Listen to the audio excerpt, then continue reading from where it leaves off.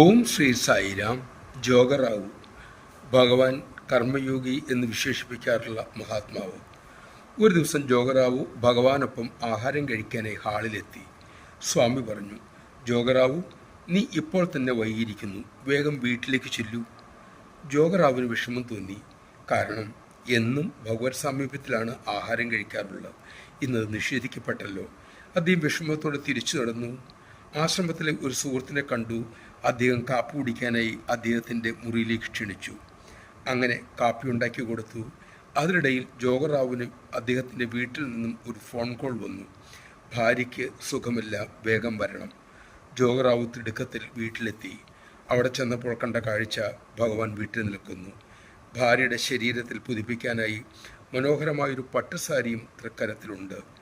ജോഗറാവിനെ കണ്ടപ്പോൾ ഭഗവാൻ പറഞ്ഞു, ജോഗറാവു, നിന്നോട് വീട്ടിൽ പോകാൻ ഞാൻ പറഞ്ഞു, പക്ഷെ നീ അത് ചെയ്തില്ല.